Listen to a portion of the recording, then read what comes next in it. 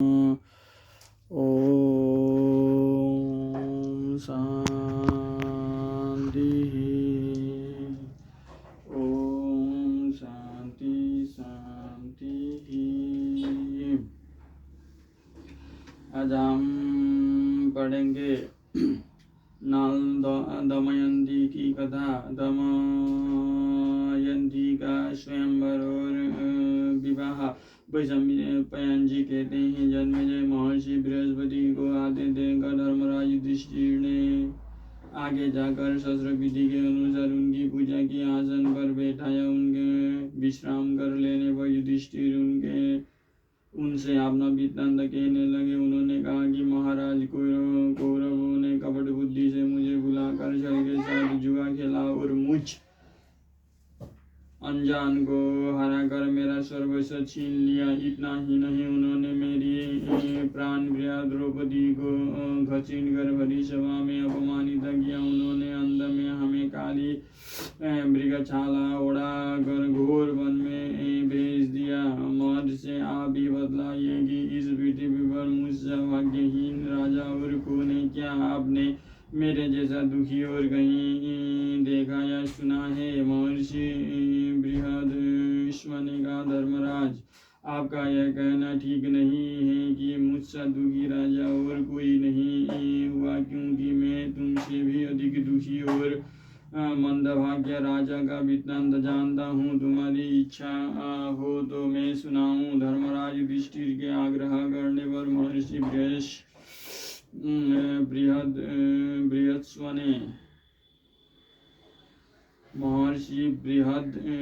ने कहना प्रारंभ किया। धर्मराज, निषद देश में वीरसेन के पुत्र नल नाम के एक राजा हो चुके हैं। वे बड़े गुणवान, परम सुंदर, सत्यवादी, जितेंद्रिय, सबके प्रिय, वेदज्ञ एवं ब्राह्मण भक्त थे। उनकी सेवा बहुत बड़ी थी। वे स्वयं अस्त्र विद्या में बहुत निपुण थे, वीर योद्धा, उदार और प्रबल पराक्रमी भी थे। उन्हें जुआ खेलने का भी कुछ शौक था। उन्हीं दिनों विदर्भ देश में भीमक नाम के एक राजा राज्य करते थे। वे भी नल के समान ही सर्वगुण संपन्न और पराक्रमी थे। उन्होंने दमन ऋषि को प्रसन्न करके उनके वरदान से 4 संतानें प्राप्त की थी। 3 पुत्र और 1 कन्या। पुत्रों के नाम थे दश, दम, दांत और दमन। पुत्री का नाम था दमयंती। दमयंती लक्ष्मी के समान रूपमती थी। उनके नेत्र विशाल थे। देवताओं और यज्ञों में भी वैसी सुंदरी कन्या कहीं देखने में नहीं आती थी। उन दिनों कितने ही लोग विदर्भ से निषद देश में आते और राजा नल के सामने दमयंती के रूप और गुण का बखान करते। विषद देश से विदर्भ में जाने वाले भी दमयंती के सामने राजा नल के रूप, गुण और पवित्र चरित्र का वर्णन करते। इससे दोनों को हृदय में पारस्परिक अनुराग अंकुरित हो गया। एक दिन राजा नल ने अपने महल के उद्यान में कुछ हंसों को देखा। उन्होंने एक हंस को पकड़ लिया। हंस ने कहा, आप मुझे छोड़ दीजिए तो हम लोग दमयंती के पास जाकर आपके गुणों का ऐसा वर्णन करेंगे कि वो आपको अवश्य वर लेगी। नल ने हंस को छोड़ दिया। वे सब उड़कर विदर्भ देश में गए। दमयंती अपने पास 5 हंसों को देखकर बहुत प्रसन्न हुई और हंसों को पकड़ने के लिए उनकी ओर दौड़ने लगी। दमयंती जिस हंस को पकड़ने के लिए दौड़ती, वही बोल उड़ता कि अरे दमयंती, विषद देश में एक नल नाम का राजा है। वो अश्विनी कुमार के समान सुंदर है। मनुष्य में उसके समान सुंदर और कोई नहीं है। वो मानो मूर्तिमान कामदेव है। यदि तुम उसकी पत्नी हो जाओ तो तुम्हारा जन्म और रूप दोनों सफल हो जाए। हम लोगों ने देवता, गंधर्व, मनुष्य, सर्प और राक्षसों को घूम कर देखा है। नल के समान सुंदर पुरुष कहीं देखने में नहीं आया। जैसे तुम स्त्रियों में रत्न हो वैसे ही नल पुरुषों में भूषण है। तुम दोनों को जोड़ी बहुत ही सुंदर होगी। दमयंती ने कहा, हंस तुम नल से भी ऐसी ही बात कहना। हंस ने निसंदेश में लौट कर नल से दमयंती का संदेश कह दिया। दमयंती हंस के मुंह से राजा नल की कीर्ति सुनकर उनसे प्रेम करने लगी। उसकी आसक्ति इतनी बढ़ गई कि वो रात दिन उनका ही ध्यान करती रहती। शरीर धूमिल और दुबला हो गया। वो दीन सी दिखने लगी। सखियों ने दमयंती के हृदय का भाव ताड़कर विदर्भ राज से निवेदन किया कि आपकी पुत्री अस्वस्थ हो गई है। राजा भीमक ने अपनी पुत्री के संबंध में बड़ा विचार किया। अंत में वो इस निर्णय पर पहुंचा कि मेरी पुत्री विवाह योग्य हो गई है, इसीलिए इसका स्वयंवर कर देना चाहिए। उन्होंने सब राजाओं को स्वयंवर का निमंत्रण पत्र भेज दिया और सूचित कर दिया कि राजाओं को दमयंती के स्वयंवर में पधार कर लाभ उठाना चाहिए और मेरा मनोरथ पूर्ण करना चाहिए। देश विदेश नरपति हाथी घोड़े और रथों की ध्वनि से पृथ्वी को मुखरित करते हुए सज धज कर विदर्भ देश में पहुंचने लगे। भीमक ने सबके स्वागत सत्कार की समुचित व्यवस्था की। देवर्षि नारद और पर्वत के द्वारा देवताओं को भी दमयंती के स्वयंवर में समाचार मिल गया। इंद्र आदि सभी लोकपाल भी अपनी मंडली और वाहनों सहित विदर्भ देश के लिए रवाना हुए। राजा नल का चित्त पहले से ही दमयंती पर आसक्त हो चुका था। उन्होंने भी दमयंती के स्वयंवर में सम्मिलित होने के लिए विदर्भ देश की यात्रा की। देवताओं ने स्वर्ग से उतर के समय देख लिया कि कामदेव के समान सुंदर नल दमयंती के स्वयंवर के लिए जा रहा है। नल की सूर्य की समान कांति और लोकोत्तर रूप संपत्ति से देवता भी चकित हो गए। उन्होंने पहचान लिया कि यह नल है। उन्होंने अपने विमानों को आकाश में खड़ा कर दिया और नीचे उतर कर नल से कहा, राजेंद्र नल, आप बड़े सत्यव्रती है, आप हम लोगों की सहायता करने के लिए दूत बन जाइए। नल ने प्रतिज्ञा कर ली और कहा कि करूँगा। फिर पूछा कि आप लोग कौन हैं और मुझे दूत बनाकर कौन सा काम लेना चाहते हैं। इंद्र ने कहा, हम लोग देवता हैं, मैं इंद्र हूँ और मैं अग्नि वरुण और यम हूँ। हम लोग दमयंती के लिए यहाँ आए हैं। आप हमारे दूत बनकर दमयंती के पास जाइए और कहिए कि इंद्र वरुण अग्नि और यम देवता तुम्हारे पास आकर तुमसे विवाह करना चाहते हैं। इनमें से तुम चाहे जिस देवता को पति के रूप में स्वीकार कर लो। नल ने दोनों हाथ जोड़कर कहा कि देवराज, वहाँ आप लोगों के और मेरे जाने का एक ही प्रयोजन है, इसीलिए आप मुझे दूत बनाकर वहाँ भेजे। यह उचित नहीं है। जिसकी किसी स्त्री को पत्नी के रूप में पाने का इच्छा हो चुकी हो, वो भला उसको कैसे छोड़ सकता है और उसके पास जाकर ऐसी बात कह ही कैसे सकता है। आप लोग कृपया इस विषय में मुझे क्षमा कीजिए। देवताओं ने कहा, नल, तुम पहले हम लोगों से प्रतिज्ञा कर चुके हो कि मैं तुम्हारा काम करूंगा। अब प्रतिज्ञा मत तोड़ो, अविलंब वहाँ चले जाओ। नल ने कहा, राजमहल में निरंतर कड़ा पहरा रहता है, मैं कैसे जा सकूंगा। इंद्र ने कहा, आओ तुम वहाँ जाओ, तुम वहाँ जा सकोगे। इंद्र की आज्ञा से नल ने राजमहल में बेरोक टोक प्रवेश करके दमयंती को देखा। दमयंती और सखियां भी उसे देखकर अवाक रह गई। वे इस अनुपम सुंदर पुरुष को देखकर मुग्ध हो गई और लज्जित होकर कुछ बोल न सकी।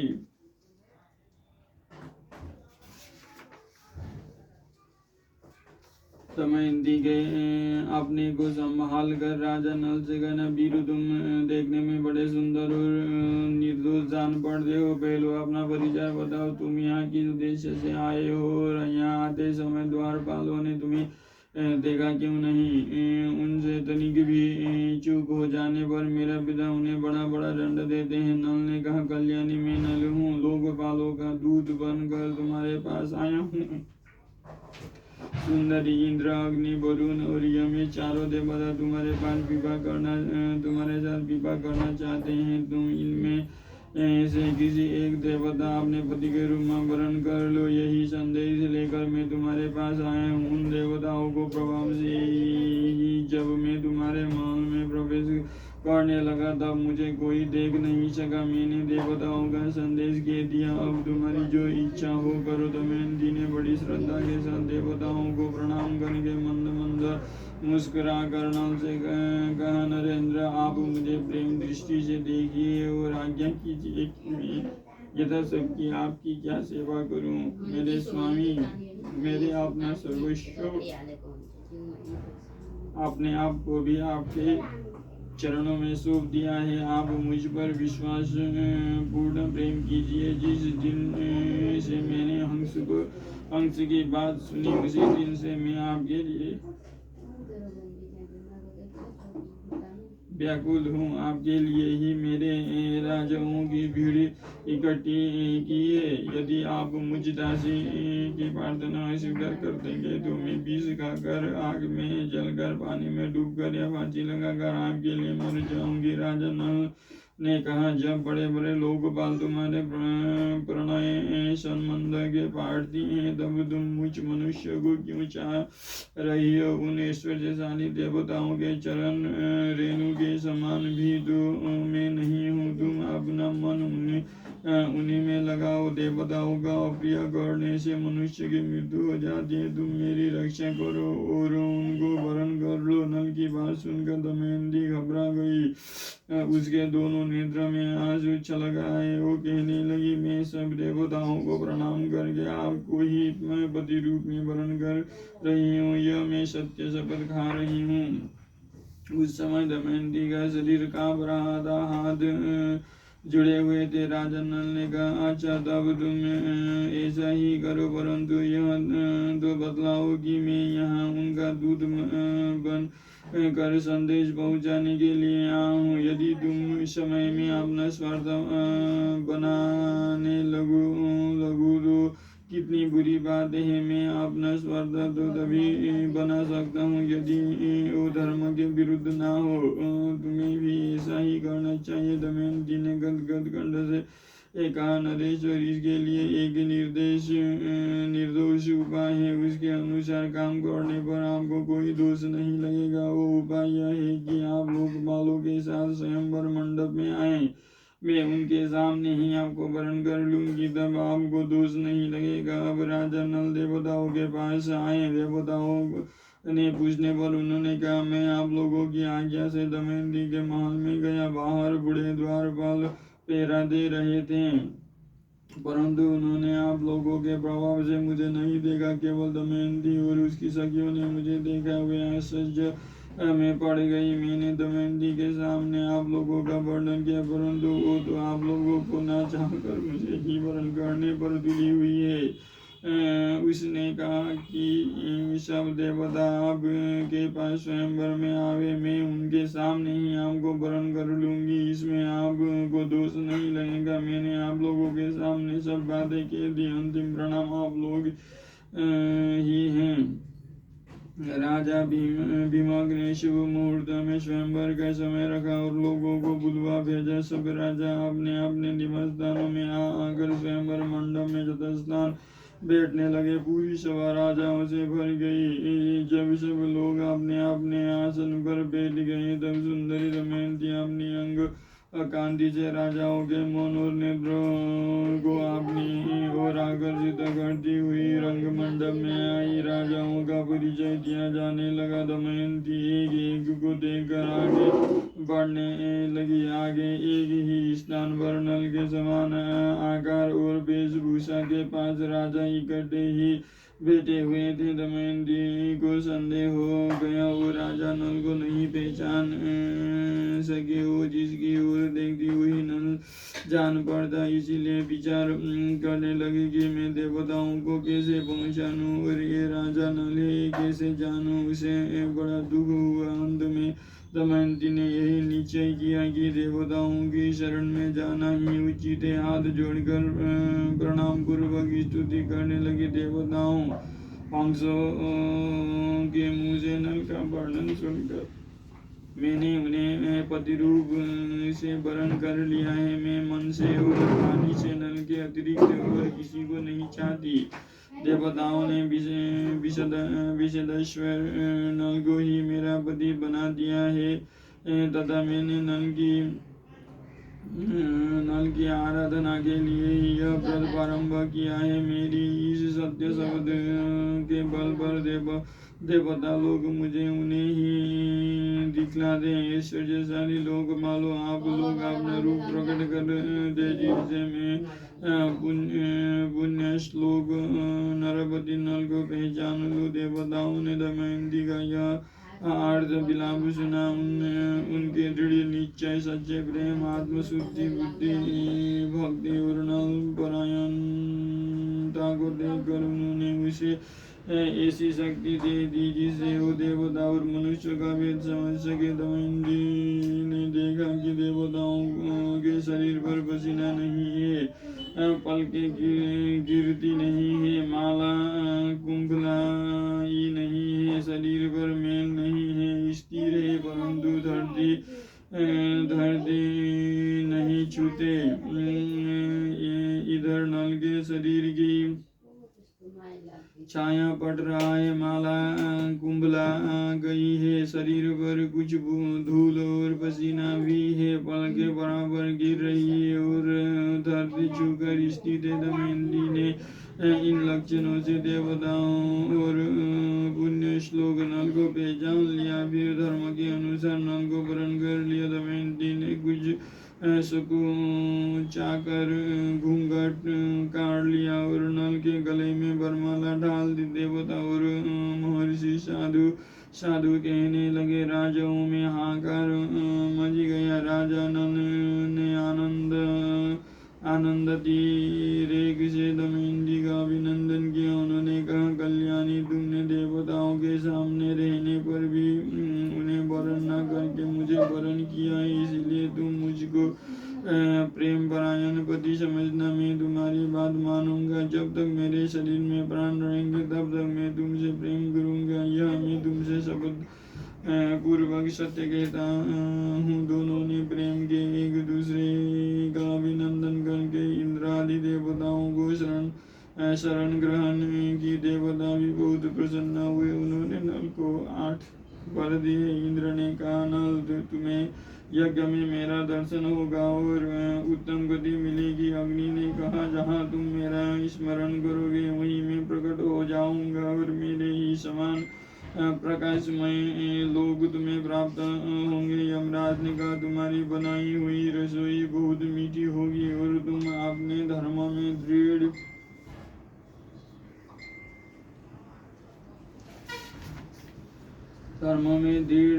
रहोगे। वरुण ने कहा, जहाँ तुम जाओगे वहीं जल प्रकट हो जाएगा। तुम्हारी माला उत्तम गंध से परिपूर्ण रहेगी। इस प्रकार दो वर देकर सब देवता अपने अपने लोक में चले गए। निमंत्रित राजा लोग भी विदा हो गए। भीमक ने प्रसन्न होकर दमयंती का नल के साथ विधिपूर्वक विवाह कर दिया। राजा नल कुछ दिनों तक विदर्भ देशों की राजधानी कुंडिलपुर में रहे। तदनंतर भीमक की अनुमति प्राप्त करके वे अपनी पत्नी दमयंती के साथ अपनी राजधानी में लौट आए। राजा नल अपनी राजधानी में धर्म के अनुसार प्रजा का पालन करने लगे। सचमुच उनके द्वारा राजा नाम सार्थक हो गया। उन्होंने अश्वमेध आदि बहुत से यज्ञ किए। समय आने पर दमयंती के गर्भ से इंद्रसेन नामक पुत्र और इंद्रसेना नामक कन्या का भी जन्म हुआ।